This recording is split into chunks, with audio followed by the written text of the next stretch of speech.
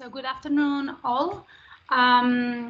So this is the topic I'm going to talk about. First of all, I'm sorry because I cannot share the full screen, but I will do my best in order to be you can see everything well. So you know that we need disease-modifying therapies for neurodegenerative diseases. And in the last few years, there have been many failures in Alzheimer's disease, mainly the one with more clinical trials, phase 2 and phase 3.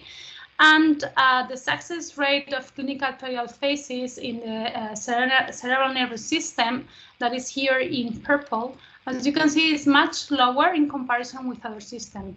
More specifically, the non-CNS drug categories have 12-fold greater success rate relative to CNS drugs.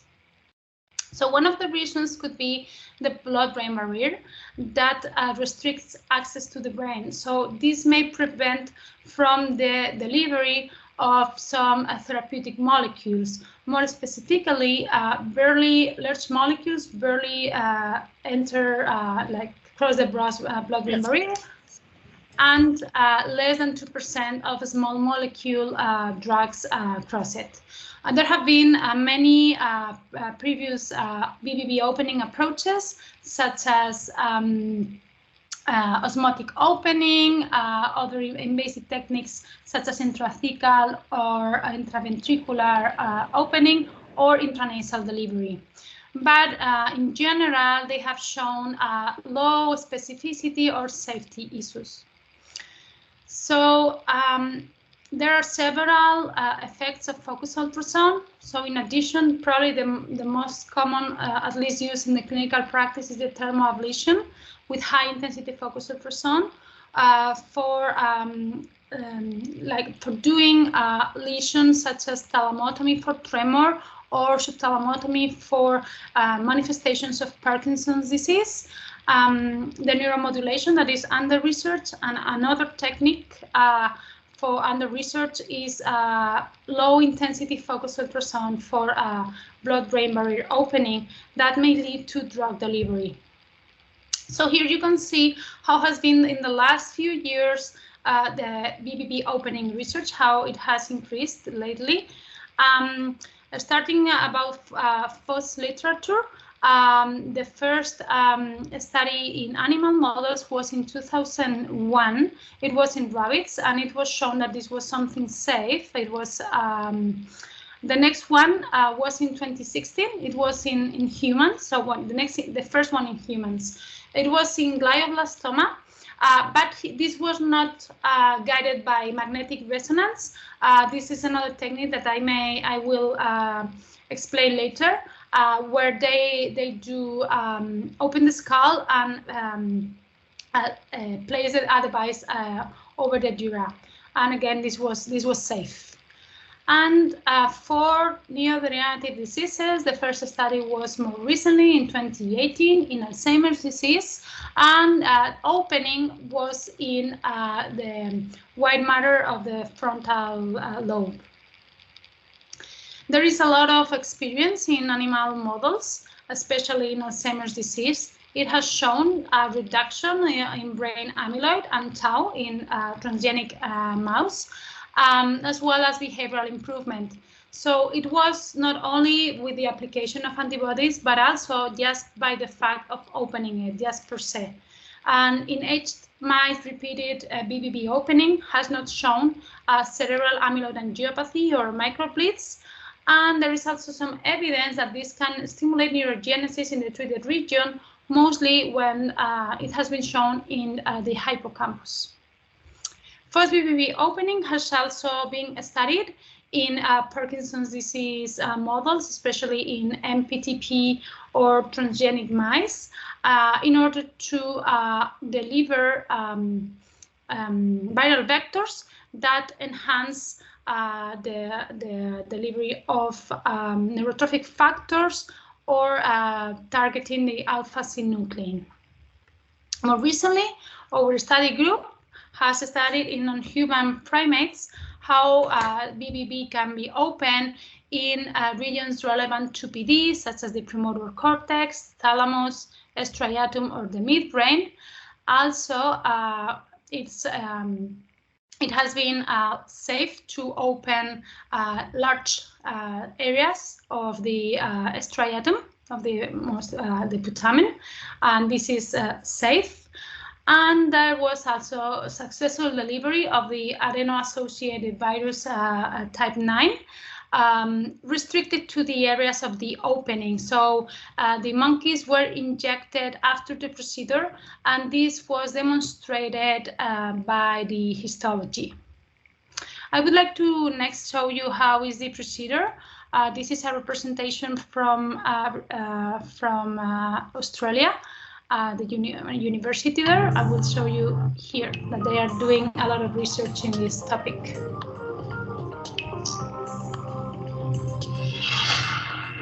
In the brain of a person with Alzheimer's disease, you'll see clusters of toxic amyloid beta plaques building up between nerve cells or neurons. And inside neurons, tau proteins clump together, causing cell death. Ideally, we can use drugs to remove this toxic buildup, in turn reversing the cognitive damage. But this drug delivery is hampered by the blood-brain barrier, which acts as a strong shield, stopping drugs from penetrating to where they're needed. The work in Professor Gotz's lab involves using ultrasound to deliver a treatment through the blood-brain barrier and has been shown to work in mice. This is how it could work in humans. First, the patient is injected with microbubbles.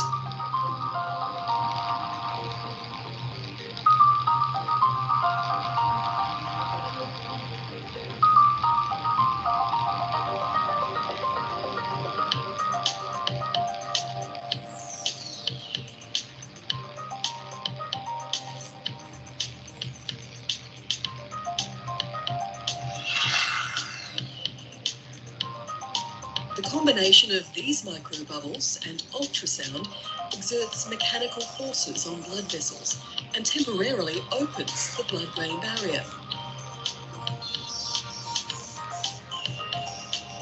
This then allows drugs and antibodies to reach amyloid plaques and tau tangles and ultimately clear them. What's more, the research at the Queensland Brain Institute has shown that ultrasound alone clears the plaque and tangles before drugs are even administered. This work has enormous potential for reversing one of the most pressing health issues in a rapidly aging society.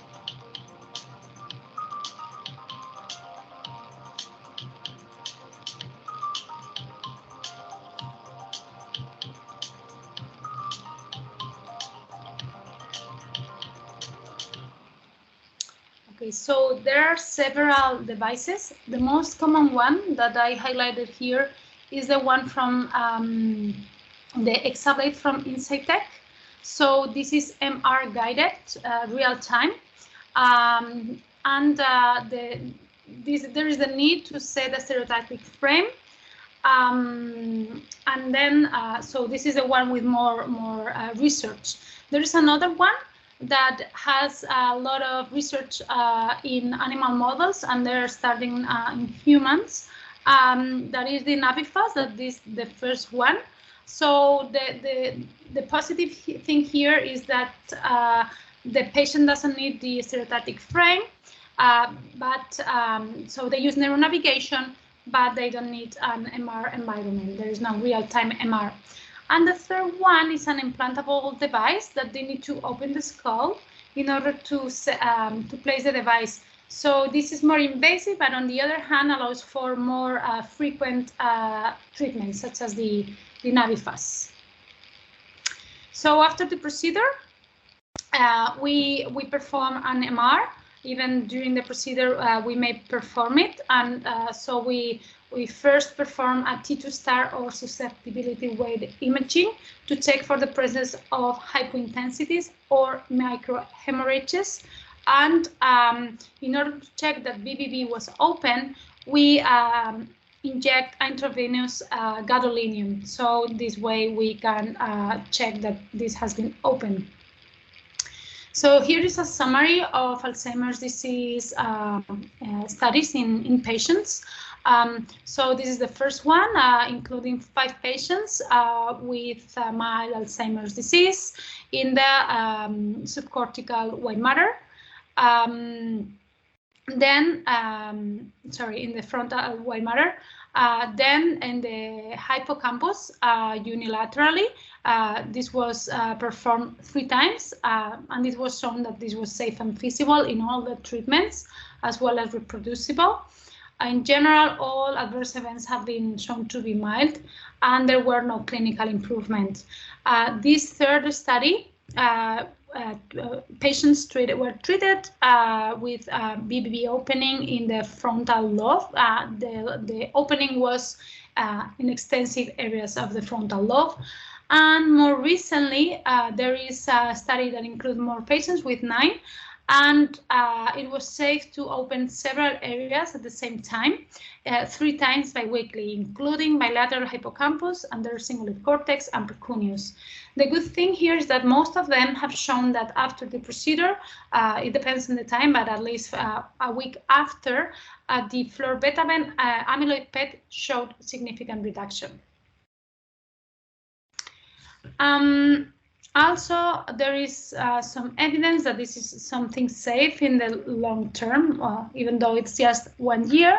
This is another study, a multi-center study, including 10 patients, opening mainly the hippocampus, but also the combination of the parietal cortex and also the frontal cortex. So patients received the treatment, just opening 3 times, and this was reversible. This could be repeated, and there was also reduction of beta amyloid, and there was no worsening about a year after. So I would like to emphasize that all these studies did not include delivery of any drug, because first they needed to check that this was safe and feasible, and then probably this could add a drug. This is one study that was performed with the device I mentioned before, that is like kind of more invasive, but this included 9 patients. The positive thing is that they underwent 7 procedures each patient. The target was a left supramarginal gyrus. This was feasible and well tolerated, but they just underwent from the 7 procedures twice to an MR with gadolinium to check that the BBB was open, and it was demonstrated just in 10 out of 16 procedures. There were no cognitive changes, and there was amyloid reduction, but it was not significant. One thing that can be a little bit more warning, but just in 1 patient, is that there was frontal bleeding in the left side, the side that was treated over a previous frontal microbleeding. That the patient had some delirium. Other than that, everything every side effect was mild. There is also 1 study of amyotrophic lateral sclerosis included for patients targeting the primary motor cortex that was localized according to functional MRI. There were no serious adverse events, and this was safe, feasible, and reversible. They were only treated once. So moving to Parkinson's disease patient, we started a clinical trial. This is phase 1, pilot proof of concept, safety and feasibility study in 5 patients with Parkinson's disease dementia. We started with this population because they have less benefit from any medication, and the quality of life is poorer. So we targeted the right parieto-occipital temporal junction, because we know this is a vulnerable area in Parkinson's disease with cognitive impairment, and also there is a lot of cortical pathology there. So here is the chronogram of the study. So there were 2 procedures, 2 to 3 weeks apart. And before the first procedure, there was a screening and baseline visits with all clinical and neuropsychological assessment with MR, FDG, and amyloid PET that were repeated up to 4 weeks after the second procedure. And this is the one of the patients. As you can see, we could check that it was safely open, and it disappeared after 24 hours. So the duration of this enhancement varies. In the beginning, in animal models, it was shown like about 8 hours, but what we saw is that it may be there at least 24 hours sometimes. But in this 7-day follow-up assessment, this was totally absent. But as you can see here, there are some patients that still may have some mild enhancement in the 24 hours follow-up. And so we could demonstrate that this was safe, feasible, and reproducible. There were no serious adverse events. And these 5 patients show mild cognitive improvement in several cognitive domains. For sure, we cannot rule out this is some placebo effect, and there is a very low sample, but this is something positive. And there were no change in either FDG or flutemetamol amyloid PET. Then we move to the striatum. So we consider that the nigrostriatal system is a more specific area involved in the Parkinson's disease. And so we treated 7 patients with Parkinson's disease dementia twice. The second treatment, and 3 patients was bilaterally, as you can see here, just after the procedure, after 24 hours. And in this time, the next follow-up was up to 14 days where this was closed. And here are the values of the gadolinium, the contrast, just before the treatment, after, and how this normalizes, demonstrating that this was reversible, and in control regions, how this doesn't oscillate that much. So we wanted to check that there was no further nigrostriatal loss. This is why we performed the fluorodopa PET before and 3 months after the procedure, and there was no significant changes. And also because amyloid may play a role in the development of dementia in Parkinson's disease, and they usually have a higher upload than non-demented. We perform again amyloid PET, and as shown in Alzheimer's disease, there was a significant amyloid reduction in those areas in comparison with those untreated regions. Another issue that I would like to emphasize is that sometimes there are some hypointensities that we found. That this is it has been shown in Alzheimer's disease patients, also in glioma patients with T2 star and with susceptibility weighted imaging. I would also let you know that sometimes this is not so people do not look for that, so maybe they do not show that. So we found in some patients some small round hypointensities that were not present in T2 star, that is less sensitive than this susceptibility weighted angiography. The good thing is that they are not clinical relevant. They are small and they tend to disappear or reduce a lot, but still this needs further research. There is a recent study in glioma that they performed the BBB opening, and then they removed the tumor and they checked that there was no evidence of microhemorrhages. More recently, we moved to the substantia nigra. That is, well, as I mentioned, very important characteristic. There is the dopaminergic loss there. We treated 3 patients. As you can see here, there was the opening just after, and disappear or decrease after 24 hours. So they were treated, some of them twice.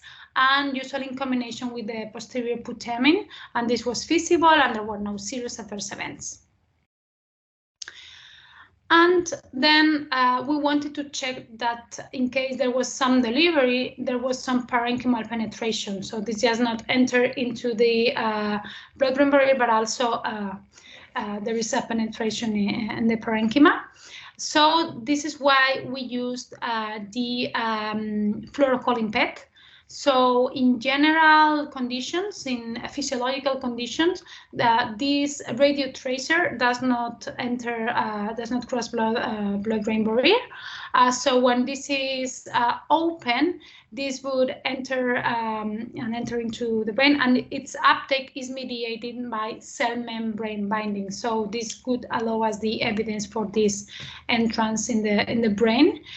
This is this PET, fluorocholine PET, after the treatment of BBB opening in the substantia nigra. As you can see, this is just this is specifically binded in the area we open, and also there are here some other examples in the striatum uni and bilaterally, and also in monkeys in the putamen and in the substantia nigra.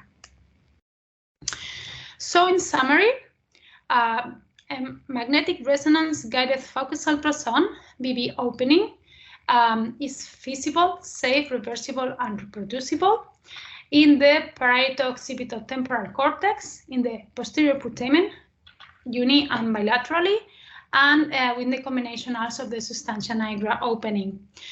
So from pre to post treatment in these patients, when we open in the cortex, mild cognitive improvement was observed, but we did not find changes in the FDG or amyloid PET.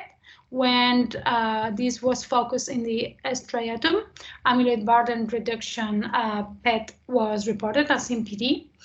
And 18 fluorocholine PET reveals cell membrane binding that indicates penetration in the parenchyma after BBB opening.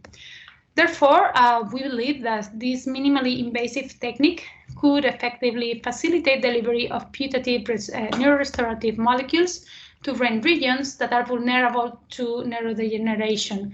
And we're optimistic with this because there is some evidence here. There are several studies, but in the Parkinson's disease, there is this first study, phase 1, in 4 patients with Parkinson's disease with GBA mutation, that is a risk factor and may cause Parkinson's disease.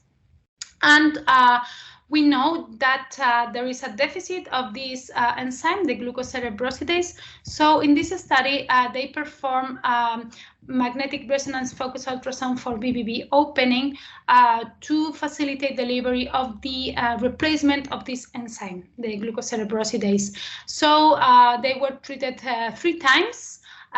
Along with the intravenous medication, and this was safe and feasible.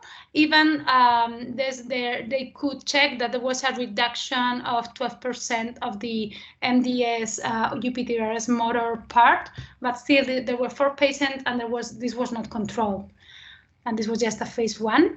And finally, this interesting study in women with HER2 positive brain metastases due to breast cancer. This is also phase 1, and 20 treatments were reported. This was combination with the treatment of trastuzumab. After the opening, this was checked that the successful delivery was checked with the aspect of these traces, the trastuzumab. And also there was more tumor reduction of a mean of 19%. And so thank you especially to the SINAC team, Dr. Obeso and all the team. All right, thank you very much, Carmen, for a very nice presentation. So thank now you. The paper is open for discussion. So if any of the attendants wants to make a questions to Carmen, please do so by using the raise hand option on your screen, or by sending me a message through the chat.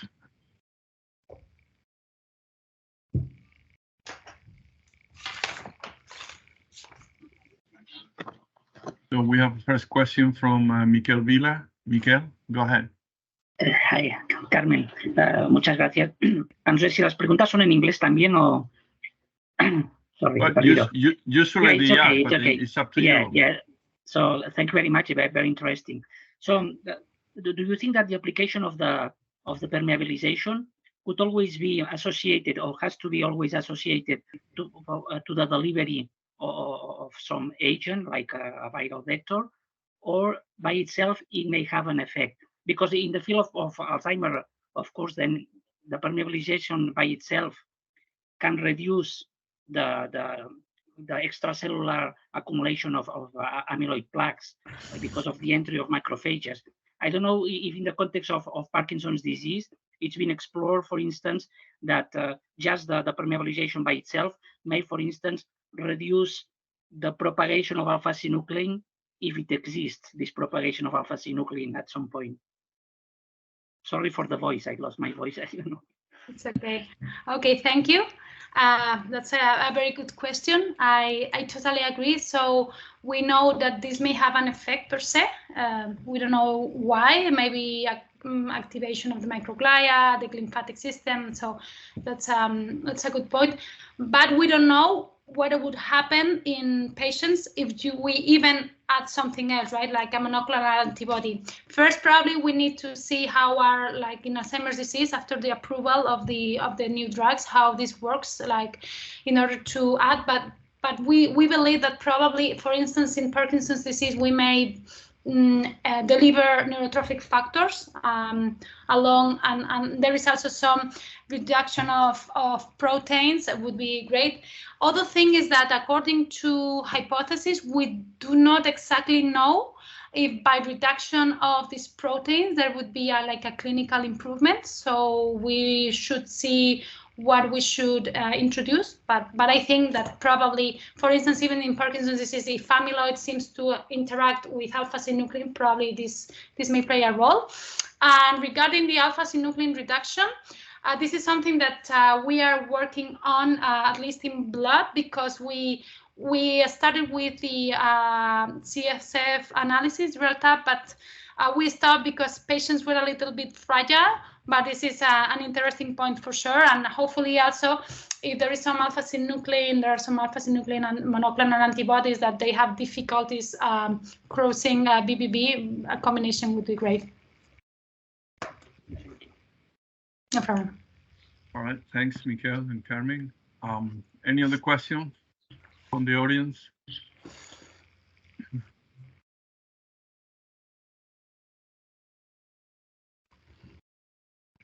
I don't see any raised hands or any message coming through the chat. So let me ask you a quick question, Carmen, if I may. So what would be this may be just speculative, but what would be the effect of these procedures depending on the state of the disease? I mean, at least in Alzheimer's disease, there is the idea that the blood-brain barrier permeabilization increases with time, with progression of the disease. So would that be that this procedure may have some effects or even increase efficacy depending of the stage of the disease? Is that something that is expected or? Okay, yeah. So honestly, I don't know. I know that, of course, so there is all these hypotheses of the disruption of BBB. So this is something that at least seems to be general, but the role in terms of causing the disease is unclear. But we need to see how it is, and for sure, if we perform this and we can add some medication, it would be great. And with respect to the stage, for instance, in Parkinson's disease, we try to move back like to the first stages when it's more localized, like in the nigra and projection to the striatum, probably starting there with a specific medication that we we need to get to see. For Alzheimer's disease, yeah, so the thing is probably like also in earlier stages, like it's been doing in the monoclonal antibodies phases, to see that it's not too late, and probably, yeah, the barrier is less affected there, and yes, so the good thing is to check how is safety over time with this procedure. That it seems to be pretty much safe, to see that it's something transit, that does not affect like something definite. Okay. All right. Thanks. No problem. Okay. So, any other questions from the floor?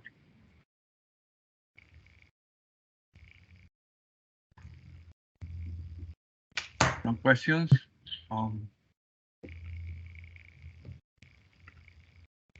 Yeah, I don't see any raised hand. Nor I do see any message coming through the chat. So, okay, so if there is no more questions, then I think it's time to close the session, but not before thanking Carmen for her willingness to share with us her work, and thanking everyone for being here. So wish you all of you a great rest of the day, and I'll see you next time. All right. Thanks, Carmen. Thanks, everyone. Thank you. Thanks to you. Bye-bye. Bye. Take care. Bye.